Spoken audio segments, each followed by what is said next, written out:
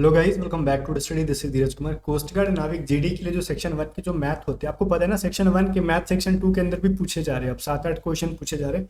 तो सेक्शन 1 को ओवरऑल बढ़िया करके जाना, मैथ में अगर अच्छा स्कोर करना है तो 20 क्वेश्चन सेक्शन 1 में पूछे जाएंगे और 6 से 7 क्वेश्चन सेक्शन 2 में, मतलब 27 क्वेश्चन आपके आने वाले हैं ओवरऑल। तो एक अच्छा खासा बजट लेके आ रहा है यहाँ पे।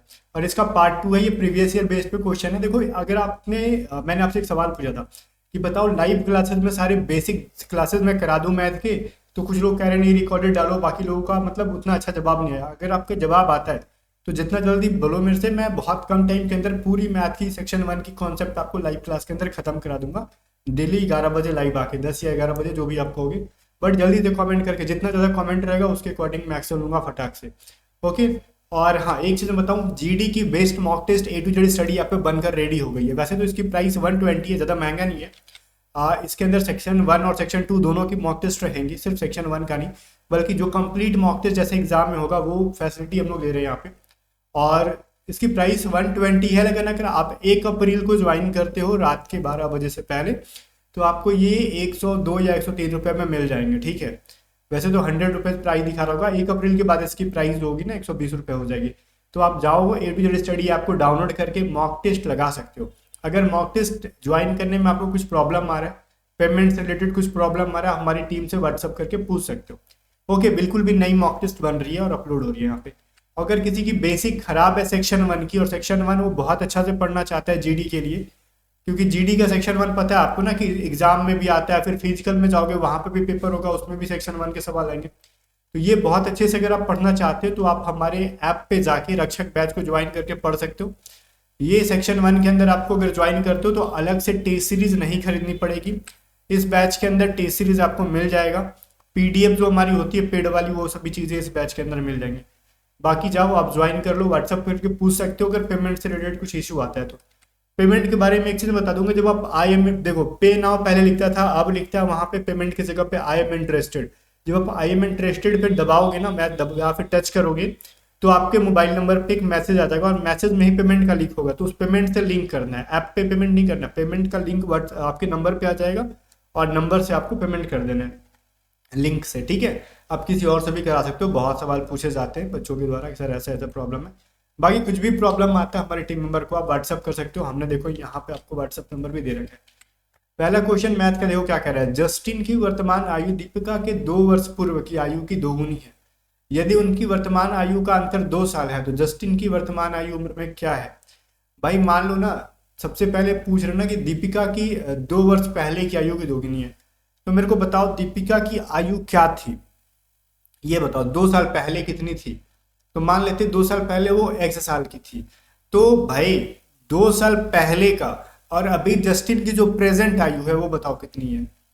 प्रेजेंट में अगर मैं पूछूं तो जस्टिन ना, मैंने इसका जस्टिन का प्रेजेंट में एज कितना होगा, तो जो दीपिका का 2 साल पहले था उसका 2 गुना आज है जस्टिन, तो 2x। तो दीपिका आज कितनी की हो जाएगी भाई, ये चीज बता दो मेरे को। तो 2 साल पहले x था तो 2 साल बाद 2 साल बढ़ जाएगा उसके अंदर, तो x+2। ओके। यदि उनकी वर्तमान आयु का अंतर 2 साल है तो अगर इन दोनों की अगर एज का डिफरेंस निकालोगे तो इसकी वैल्यू क्या आएगी, 2 आएगी। मतलब 2x minus x minus 2 is equal to 2 हो जाएगा। तो x बराबर क्या हो जाएगा, 4। ओके। तो कह रहा है जस्टिन की वर्तमान आयु बताओ, तो जस्टिन की प्रेजेंट एज कितनी है भाई, 2x है। तो जस्टिन भाई कितने को हो जाएंगे, 2x मतलब 2 × 4 इज इक्वल टू 8 ईयर्स। ठीक है, ऑप्शन नंबर बी इसका सही है। ऐसा क्वेश्चन एग्जाम में पूछा था और बहुत सारे बच्चे ना ऑप्शन में 4 भी था, 4 आंसर करके आ गए थे, बिकॉज x की वैल्यू 4 आ गई थी। तो थोड़ा ऐसे खतरनाक कर्मों से बचना, अदरवाइज आपका कर्म आपको ले डूबेगा। आगे देखते हैं। सेकंड क्वेश्चन कह रहा है अमर एक कार्य को 30 दिनों में पूरा कर सकता है तथा रमन उसी काम को 15 दिनों में पूरा कर सकता है। यदि दोनों मिलकर उस काम को करें तो 4 दिनों में कुल कार्य का कितना प्रतिशत पूरा हो जाएगा। अमर भाई पहले देखो 30 दिन में पूरा करता है, रमन इसको 15 दिन में पूरा करेगा। दोनों मिलकर करेंगे ना, तो दोनों मिलकर अगर पूरा कितने दिन में कर सकते हैं, दोनों का एलसीएम ले लो। छोड़ो उतना क्या करना है, मैं आपको सीधे जाता हूँ। अमन और रमन देखो 30 × 15 में और शॉर्टकट में करना वाला था, बट फिर सोचा कि कंफ्यूज हो जाओगे आप। इनको जोड़ देंगे तो 30 × 15/45, तो ये कट जाएगा। तो मतलब अमन और रमन मिलके 10 डेज के अंदर ये कट जाएगा 10 बार में। दोनों काम को कितना कर सकते हैं भाई, 10 दिन के अंदर वो कर सकते थे। तो भाई 10 दिन के अंदर वो काम को निपटाएंगे, लेकिन 4 दिन में कितना करेंगे, तो 4/10 इंटू 100 कर लो, कितना परसेंट करेंगे इस काम को। ऑप्शन हमारे परसेंट में पूछा भी है, प्रतिशत में, तो आप ऐसे निकाल लोगे, इट विल बी 40%। ठीक है, तो 4 दिन में 40% कर लेंगे, मतलब 10 दिन में, या फिर ऐसे लिख सकते थे 10 दिन में 100%, तो 4 डेज में कितना, ये चीज़ बता दो। सिंपल सा लॉजिक है, 4 डेज में कितना निकाल सकते थे, तो इस तरीके से भी निकाल सकते थे आप। ठीक है, चलो आगे देखते हैं हम लोग, अगला सवाल क्या हमारा कह रहा है भाई। चलो मैं वो करके भी दिखाई देता हूँ। जैसे वहाँ पे था ना कि 10 दिन में 100%, ठीक है, तो 4 डेज में व्हाट, तो 100/10 इज इक्वल टू 4, तो कट के हमारा 40% आ जाता है ना। वैसे भी कर सकते थे, कोई इशू नहीं था। आप बहुत सारी तरीका को यूज़ कर सकते हो, डिपेंड करता है कि आपकी माइंड उस टाइम पे किस तरीके से वर्क कर रही है। ओके, तो अगला क्वेश्चन देखते हैं। कीर्ति ने अपने मासिक वेतन का 45% खरीदारी पर खर्च करने का निर्णय लिया, जबकि 11,475 रुपये खर्च करने के बाद उसको ज्ञात हुआ कि यह धन उसके द्वारा खर्च किए जाने वाली राशि का 60% था। तो कीर्ति का वेतन कितना था। देखो पहली बात, कीर्ति ने सोचा ना कि हम 45% पे खर्च करेंगे जितना हमारा इनकम है, लेकिन उसने खर्च कर दिया 11,475। बाद में मतलब औरत है, लेडी है भाई, मार्केट में जाएगी तो कंट्रोल से बाहर हो जाएगी, क्या खरीदना है। तो सोच लेना, कोस्ट गार्ड में ज्वाइन करने के बाद शादी ब्याह करना है तो ये चीज़ तो झेलना पड़ेगा। ठीक है, 45% का कहोगे खर्चा करना, कर देगी 60%। तो ठीक है, अब 60% कर दी, और 60% की वैल्यू 11,475, तो टोटल उसकी इनकम कितनी है ये चीज़ बता लो, आपसे पूछ रहे हैं। तो भाई इसके लिए तो मेरे हिसाब से कुछ करना ही नहीं था आपको। बहुत सिंपल सा लॉजिक है कि मान लो ना, लेट इनकम बराबर क्या है उसकी, एक्स है, तो एक्स का 60% की वैल्यू कितनी दे रखी है, 11,475। ठीक है, तो ये 0 0 कटा लो यहाँ से, 2 3 जा 2 5 जा, एक्स बराबर हो जाएगा 11,475 इंटू 5/3। ठीक है, तो कीर्ति का वेतन यही था। बोलोगे इसका मतलब क्या हुआ, इतना था, तो इसको सॉल्व करके बता दो ना, इसका मतलब क्या हो गया। तो मैं कहता हूँ कि आप इसको खुद से सॉल्व करते रहो। बट एक चीज़ हमने देखो यहाँ पे गलत माना है, हमने इनकम नहीं मानना चाहिए था एक चीज़ को, उसने जो खर्च किया ना वो मान लो। ठीक है, तो उसकी जो खर्च है वो मानते हैं यहाँ पे, तो उसने खर्च का टोटल 60% खर्च किया है। ओके, तो ये हमको मिलेगा 3 से कट जाएगा कितने बार में, 3 3 9, ठीक है, और 3 8 24, 3 9 6, 3 5 15, तो ये कट जाएगा आपका 5 25, 5 10 2 12, 8 5 40 41, और 5 3 15 4 19, तो मतलब 19 125 आपका आ गया। अब बोलोगे कौन सा पहाड़ा आपने गणित का पढ़ दिया, तो मैं हिंदी मीडियम से पढ़ा हूँ और मैंने हिंदी मीडियम से रट दिया पहाड़ा को, ठीक है, टेबल को। तो ये x की वैल्यू क्या है, ऑप्शन में तो है नहीं, तो इनमें से कोई नहीं चुन ले। देखो ये सवाल क्या कह रहा है, ये कह रहे हैं ना कि 11,475 रुपये खर्च करने के बाद उसको पता चला ना कि यह धन उसके द्वारा खर्च किए जाने वाले राशि का 60%। मतलब हमने सवाल को सही तरीके से समझा होता तो हमारा आंसर समझ में आता। अब उसने कहा था ना कि टोटल इनकम का उसको 45% खर्च करना है। ओके, तो मान लो जो भी इनकम का, तो मान लो उसको इनकम का जो है 45% खर्च करना है। ओके, लेकिन जो पैसा निकाल के गई थी ना 45%, तो उसमें से 60% उसने अभी तक खर्च किया, जिसकी वैल्यू ये है। तो मतलब इनकम के 45% का 60% की वैल्यू ये है, तो टोटल इनकम क्या हो जाएगा। तो इनकम के 45% की जो वैल्यू थी, ठीक है, तो उसकी वैल्यू है कितना, ये 19,125। ओके, तो ये चीज़ समझ में आना चाहिए, क्योंकि 60% निकाला हमने तो ये निकल गया ना उसका, तो हमारा टोटल खर्च करने का राशि हमने ये निकाला था। तो अब जाके आप इसको निकाल सकते हो, इनकम कितना हो जाएगा, तो 19,125 बटा मल्टीप्लाई 100 बटा में 45। तो ये 5 के टेबल से कटा लो या फिर 15 के टेबल से कटा लो, जिससे अच्छा लगे उससे आप कटाते रहो। 45 से डायरेक्टली 425 बार में कट जाता है। मैं इस क्वेश्चन को फिर से समझा दूं तो आपको बेहतर तरीके से समझ में आएगा। ऑप्शन नंबर बी सही आंसर है।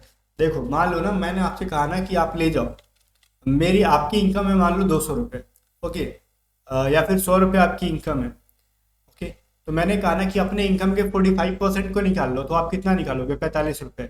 अब 45 रुपये आप ले गए, लेकिन 45 रुपये का अभी तक आपने 60% ही खर्चा किया, और वो जो वैल्यू थी 11,475 थी। तो टोटल मैं पूछूँ ना कि आप कितना खर्च करने के लिए ले गए थे, तो वो पहले मैंने निकाल दिया 19,125, मतलब मैं खर्च करने के लिए ले गया था 19,125, जो कि मेरे टोटल इनकम का कितना है 45% है।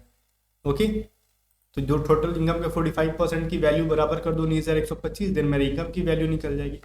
ये लैंग्वेज पर अंडरस्टैंडिंग अगर होती तो ये सवाल बन जाता आपसे एग्जाम में, या फिर पिछली बार बच्चों ने बनाया भी होगा जिसकी। आगे देखो, फिर कह रहा है एक कॉलेज में सभी छात्रों में से 12% छात्रों की रुचि खेल में है और कुछ छात्रों के 10% की रुचि गायन में है, मतलब गाना में है, गायन मतलब गाना।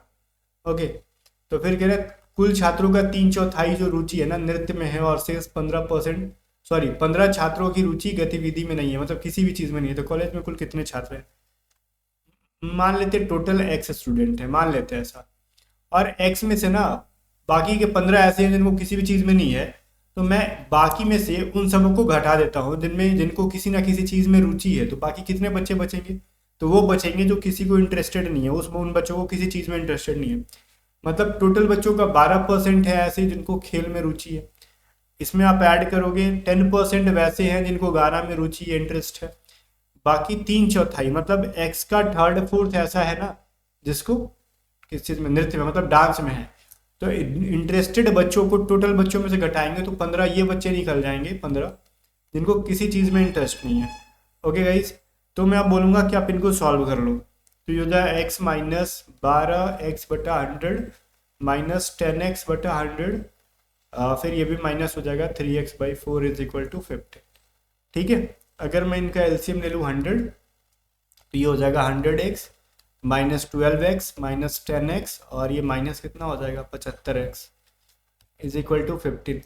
तो ये 75 में 10 जोड़ूँ 85, और 85 में मैं 12 जोड़ूंगा तो कितना मिलेगा मेरे को 97, और 97 में मैं 100 को घटा दूंगा तो मेरे को कितना मिलेगा 3। तो ये हो जाएगा 3x/100 = 15। तो ये हो जाएगा 3×5 x बराबर हो जाएगा 500।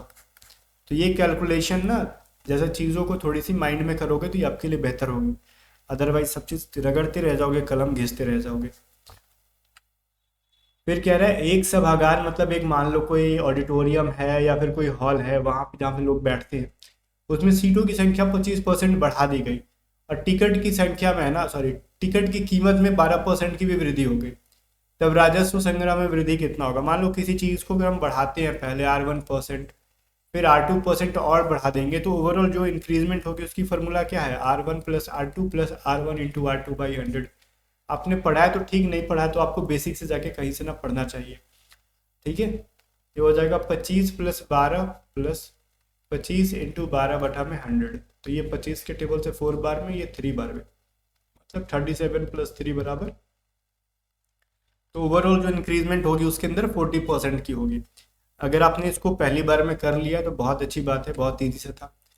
फिर कह रहा है किसी वर्ष एक परिवार के प्रथम 3 माह, अगले 4 माह तथा अंतिम 5 माह के औसत खर्चों में 8400 रुपये मासिक तथा 10,080 रुपये मासिक तथा 10,608 मासिक तथा वार्षिक बचत 8,640 है। तो इस परिवार की औसत मासिक आय कितनी है? भाई ये क्वेश्चन जितना प्यारा लग रहा उतना ही अड़ियल टाइप का है। मान लो ना कि देखो पहले 3 4 5 लगातार जो है ना, ये क्या है लगातार महीने हैं तो, और इनका एवरेज खर्च है। तो मैं पूछूं टोटल खर्च कितना हुआ अगले 3 महीने का? एवरेज अगर 8400 है तो 84 थिया कितना होता है 252, 252 पे डबल जीरो बैठा दो। अगले 4 मंथ का जो है ना 1000, 10,080 है तो 8 छके 32, 1 जीरो और 004, इतना अगले 4 महीना का इनका खर्च है। ठीक है, कोई दिक्कत नहीं है इधर।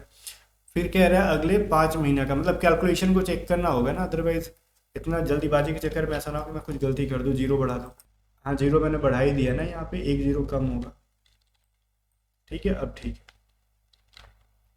अब मेरे को ये करना है तो 8 × 5 = 40, 6 × 5 = 30, और ये 5 इतना हो जाएगा। तो इतना हमने खर्च किया। ओके, मतलब 3 महीने का दे रखा था ना, मतलब 3 बार का डेटा दे रखा है। इनको अब हम जोड़ेंगे तो ये 0 हो जाएगा, 4 2 6, 3 2 5, 5 3 8, ठीक है, और ये कितना हो जाएगा 5 4 9 10 11, इतना हो जाएगा। तो अपना जो है ना कुल मिला के 5 4 9 3 12 पूरे साल का हमारा खर्च इतना आ रहा है।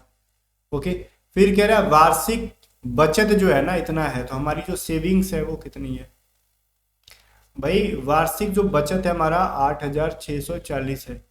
ओके, और हमारी जो एक्सपेंस है, जो खर्च है, वो कितना हमारा 11,808, सॉरी कितना है, इकाई सैकड़ा हजार 10,000, 1,18,560, 560, इनको आपको ऐड कर देना है तो आपका आ जाएगा 1,27,200। इतना आपका टोटल क्या है, इनकम है। ये मेरा क्या आ गया, इनकम आ गया।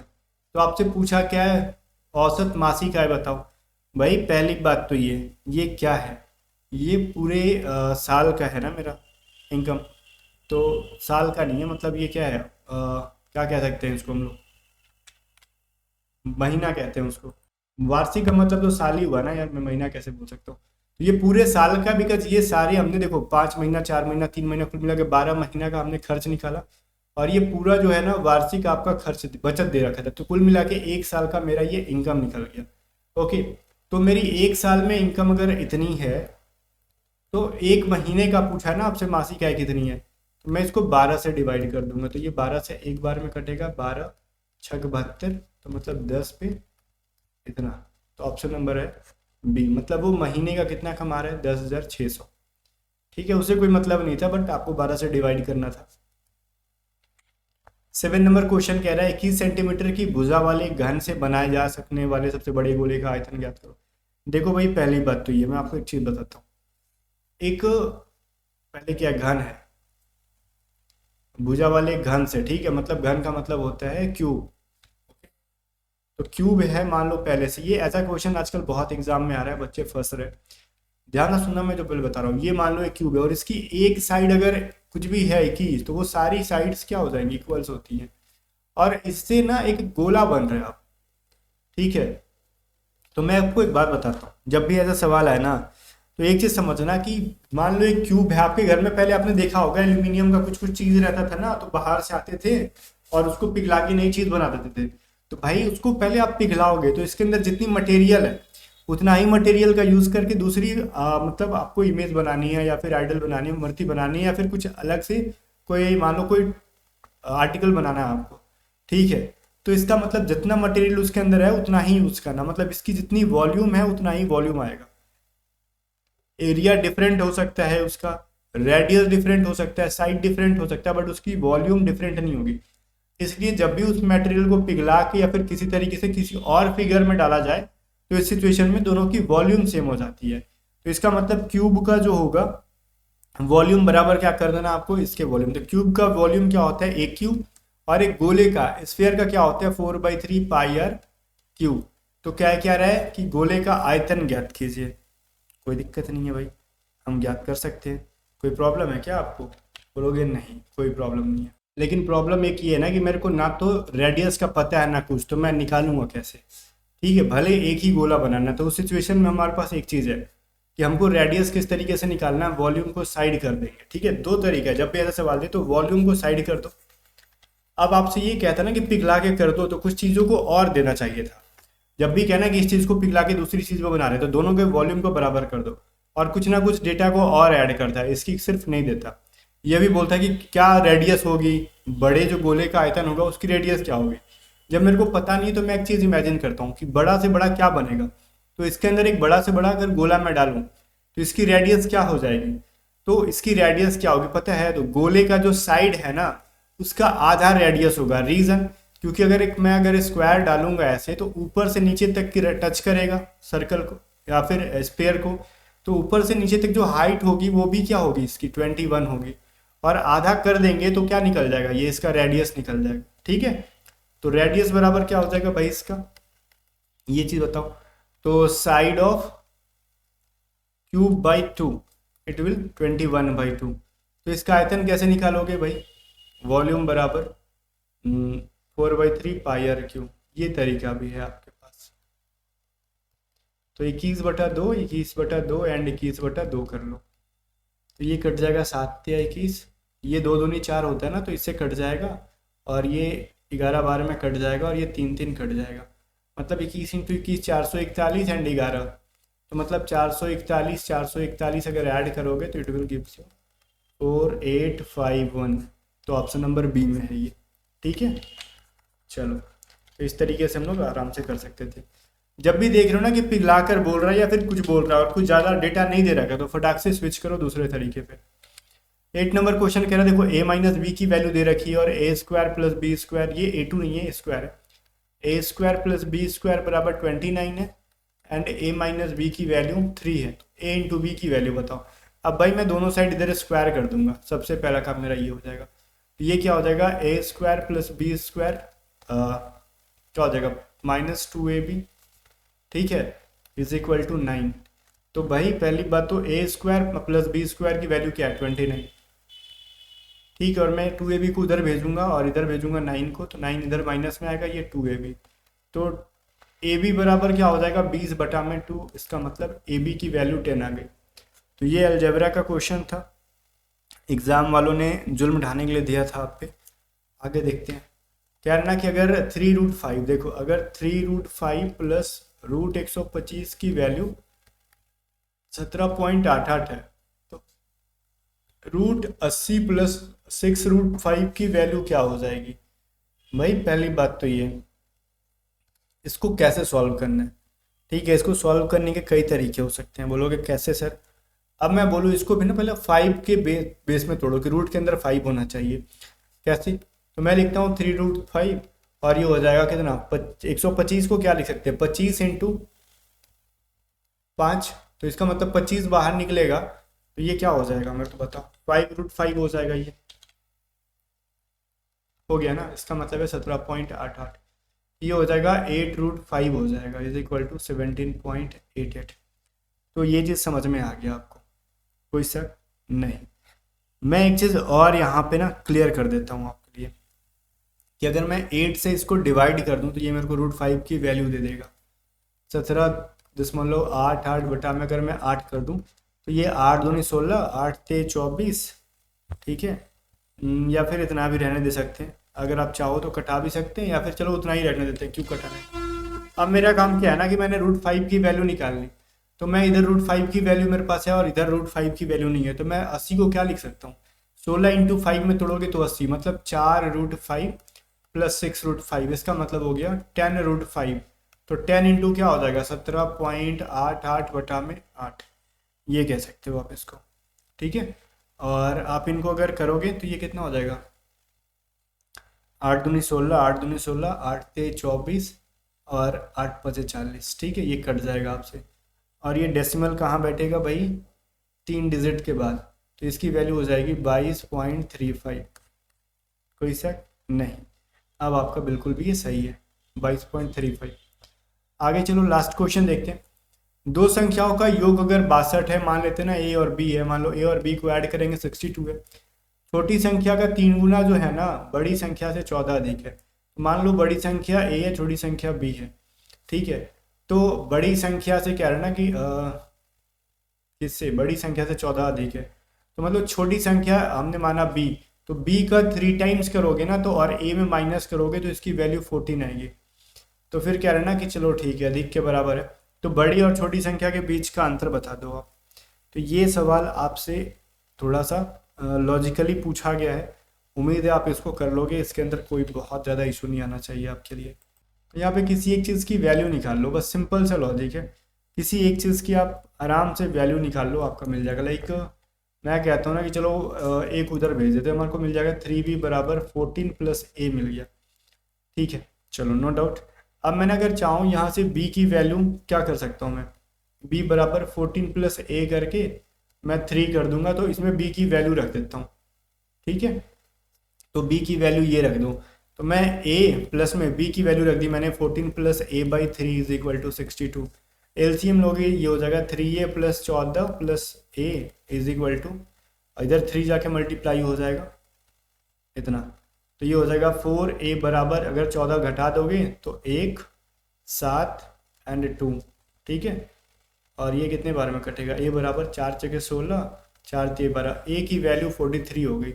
तो पूछा क्या है आपसे भाई, छोटी बड़ी संख्या और छोटी संख्या के बीच का अंतर बता दो। यहाँ पे एक सिंपल सा लॉजिक निकाल लो, a प्लस बी की वैल्यू 62 है, a की वैल्यू 43 हो गई, तो b बराबर क्या हो जाएगा 62 माइनस 43, ठीक है, कोई दिक्कत है नहीं ना? तो ये कितना हो जाएगा 19, 10 11 12 5 और 6 19, ठीक है।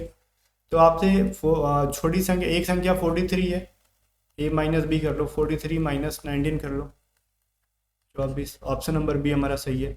तो आप आराम से इस तरीके से कर सकते थे। ये इलॉजिकल क्वेश्चन है, खाली अंड बंड काम कराया जाता है ऐसे सवाल पूछ के एग्जाम में, टाइम टेकन है, ठीक है। तो ये इस लेवल के क्वेश्चन आपके एग्जाम में आते हैं। बाकी आगे मैं मेंसुरेशन और जबरा भी कराते रहूँगा। बट आपने अगर अब तक मॉक टेस्ट नहीं ज्वाइन किया तो जाओ A2Z स्टडी आपको डाउनलोड करो, और मैं गारंटी देता हूँ कि इससे बढ़िया मॉक टेस्ट आपको कोई नहीं प्रोवाइड करेगा। मैंने बहुत डेडिकेशन के साथ और लास्ट टाइम मैं लेके ही आता हूँ कि बहुत सारे क्वेश्चंस आपके एग्जाम के लिए हेल्पफुल हो, बाकी समझदार के लिए सारा काफ़ी होता है। अगर बेसिक कभी भी खराब है आप, ठीक है, तो आप हमारी पेड बैचेस को ज्वाइन करके सेक्शन 1 की बेसिक चीज़ों को पढ़ सकते हो, ठीक है। कुछ भी प्रॉब्लम है व्हाट्सअप करके पूछ सकते हो। मिलते हैं नेक्स्ट वीडियो में, तब तक के लिए बाय बाय। जाने से पहले कहूँगा A2Z स्टडी को सब्सक्राइब कर लो और वीडियो को लाइक करके शेयर कर दो।